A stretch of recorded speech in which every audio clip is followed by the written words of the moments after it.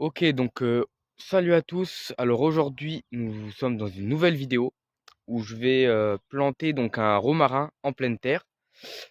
Donc je vais vous expliquer tout ça, comment on le plante, comment l'entretenir toute la première année et ensuite quel substrat il y a besoin et puis quelle température, enfin toutes les conditions idéales pour le romarin.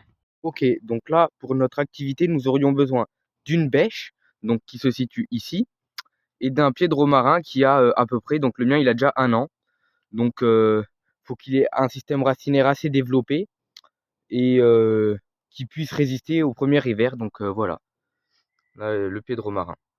Je vais vous parler de son système racinaire, donc là on voit qu'il est très développé, avec des radicelles, donc ce qu'on voit en blanc qui sont qui ont l'air assez fortes, donc qui feront l'affaire je pense pour le, le rempotage. Et donc là, la première étape à faire, enfin qu'il faut faire pour pouvoir rempoter notre romarin, ça sera de faire un trou. Donc moi, j'ai l'habitude de faire un carré, c'est-à-dire que je prends la largeur de la bêche et je fais un carré. Donc je vous reprends tout de suite pour vous faire voir le résultat. Et donc là, mon trou est terminé. Donc je vais pouvoir commencer à rempoter donc mon romarin dedans. Donc là, vous pouvez voir que j'ai fait un trou d'une vingtaine de centimètres de profondeur sur 30 centimètres de chaque côté. Donc j'ai gardé donc la terre derrière pour pouvoir rajuster la hauteur de mon romarin. Et puis donc je fais ça et puis je vous refilme tout ça. Allez, à toutes. Donc là, nous voyons le résultat final.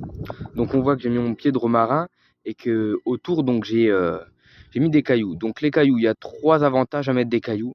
Enfin, deux avantages et puis un esthétique. C'est-à-dire que le premier avantage, ça sera le fait que l'herbe aura beaucoup de mal à reprendre en dessous les cailloux. Donc au moins ça fait déjà un avantage. Le deuxième avantage, c'est que pendant l'été, quand il va faire très chaud, l'humidité restera un petit peu en dessous les cailloux. Donc qui dit plus d'humidité dit moins d'arrosage.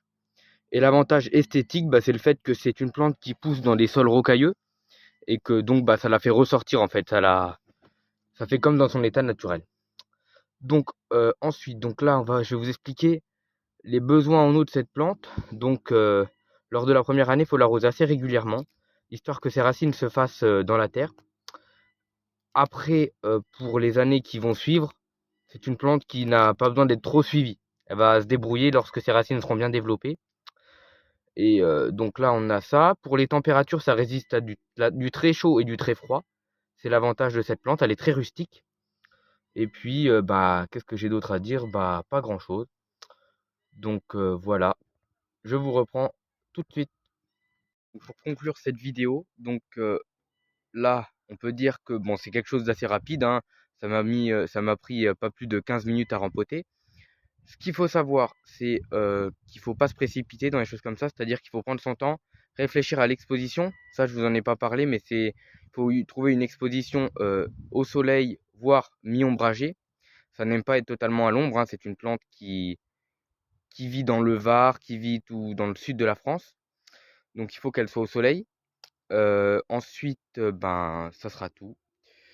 Si vous avez des idées de vidéos ou des questions, mettez-les en commentaire. Et puis, s'il n'y a rien d'autre, je vous dis à plus. Allez, bye!